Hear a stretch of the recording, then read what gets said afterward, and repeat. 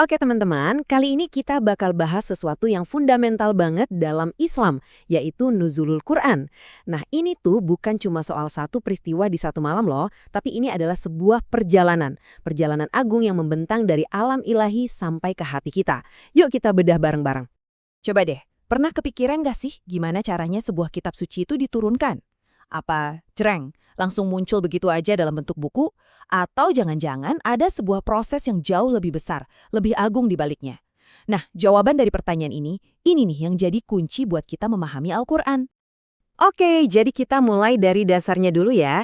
Istilah nuzulul Quran ini kan sering banget kita dengar, apalagi pas Ramadan. Tapi apa sih artinya sebenarnya? Yuk kita kupas tuntas. Kalau kita lihat dari bahasanya, nuzul itu artinya ya turun. Gampangnya kayak hujan yang turun dari langit. Tapi kan Al-Quran itu bukan benda fisik yang bisa jatuh kan? Jadi kata turun di sini tuh lebih ke metafora. Maksudnya bukan pindah tempat secara fisik. Tapi ini soal proses pewahyuan, gimana caranya firman Allah itu ditampakkan, diinformasikan, dan akhirnya bisa dipahami oleh kita manusia. Nah, jadi secara istilah, nuzulul Quran itu yaitu dia keseluruhan proses dan tahapan turunnya wahyu dari Allah Subhanahu wa Ta'ala ke Nabi Muhammad SAW. Jadi ini bukan kejadian acak, tapi sebuah proses yang terstruktur banget dan penuh hikmah. Oke, sekarang kita masuk ke bagian intinya nih. Ternyata perjalanan Al-Quran ini nggak cuma satu tahap langsung jadi. Nggak, tapi melalui 3 fase. 3 fase yang luar biasa. Yuk kita lihat gimana satu fase nyambung ke fase berikutnya.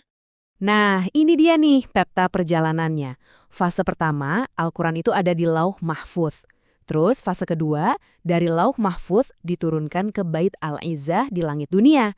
Baru dari situ, fase ketiga diturunkan sedikit demi sedikit ke Nabi Muhammad SAW. Setiap fase ini punya makna dan tujuan yang dalam banget. Fase pertama ini ngomongin soal asalnya yang abadi. Jadi, jauh sebelum sampai ke kita di dunia, Al-Quran itu udah ada, utuh di Lauh Mahfudz. Ayat ini ngegambarin Al-Quran sebagai firman yang mulia, yang tersimpan dan terjaga banget. Gak mungkin bisa diubah-ubah. Inilah yang jadi jaminan otentisitasnya, langsung dari sumbernya.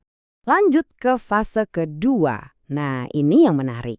Ada beberapa ayat yang bilang kalau Al-Quran itu turun sekaligus di satu malam, Lailatul Qadar. Pasti kita mikir, loh kok bisa? Bukannya Nabi nerimanya selama 23 tahun? Nah, disinilah penjelasannya. Para ulama, kayak Ibnu Abbas, ngejelasin kalau yang turun sekaligus itu adalah dari Lauh Mahfudz ke Bait Al-Izzah di langit dunia. Jadi turun dalam bentuk utuh, disimpan di sana, siap untuk diwahyukan sedikit demi sedikit ke bumi. Dan sekarang kita sampai di fase ketiga. Ini fase yang mungkin paling kita kenal, yaitu proses turunnya Al-Quran dari langit dunia langsung ke hati Nabi Muhammad SAW. Proses yang panjang ini dibagi jadi 2 periode besar. Ada periode Mekah, di mana wahyunya lebih fokus ke dasar-dasar keimanan, ke akidah, terus ada periode Madinah. Nah, di sini mulai banyak turun ayat-ayat soal hukum, soal gimana membangun masyarakat. Jadi benar-benar sebuah proses yang panjangnya hampir sama dengan masa kenabian itu sendiri. Kalau dihitung detail, totalnya itu sekitar 22 tahun, 2 bulan, dan 22 hari. Coba bayangin, lebih dari 2 dekade wahyu turun ayat per ayat, kadang cuma beberapa ayat. Jelas ini bukan proses yang kebetulan atau buru-buru. Ada sebuah desain, sebuah rencana besar di baliknya. Dan ini membawa kita ke satu pertanyaan yang sangat penting. Kenapa sih harus selama itu? Kenapa nggak langsung aja diturunkan dalam satu kitab utuh sekali jadi?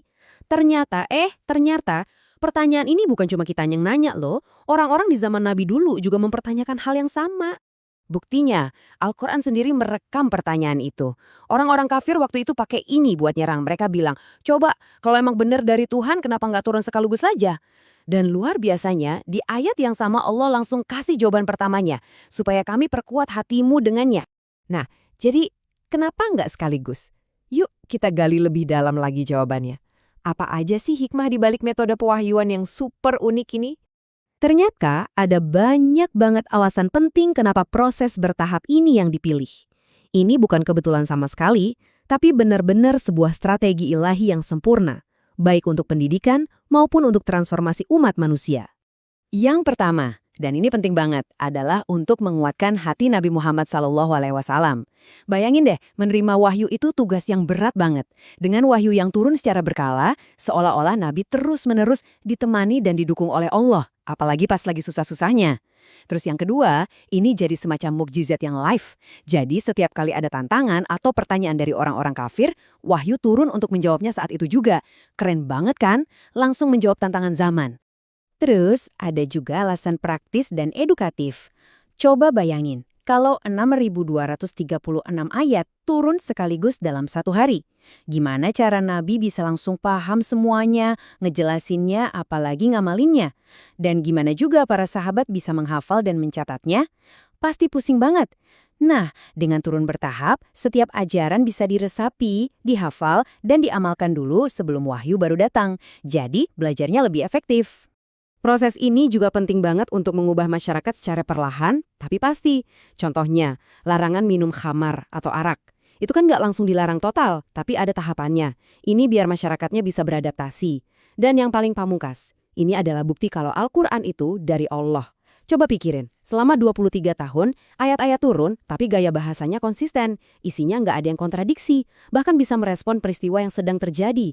Manusia mana coba yang bisa bikin karya kayak gitu selama puluhan tahun tanpa celah sedikit pun? Mustahil. Jadi, intinya begini. Mempelajari proses nuzulul Quran ini bukan cuma buat tahu sejarah aja. Bukan. Ini adalah salah satu bukti paling kuat yang menunjukkan bahwa Al-Quran itu otentik, beneran dari Allah, bukan karangan Nabi Muhammad.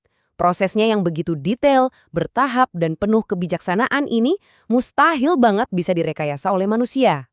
Nah, sebagai penutup, saya mau tinggalin satu pertanyaan buat kita renungkan bareng-bareng. Setelah kita tahu perjalanan 3 fase yang luar biasa ini dan semua hikmah kenapa Al-Quran diturunkan secara bertahap, apakah ini mengubah cara kita memandang Al-Quran yang ada di tangan kita sekarang? Semoga pembahasan kali ini nambah wawasan kita ya. Sampai ketemu lagi.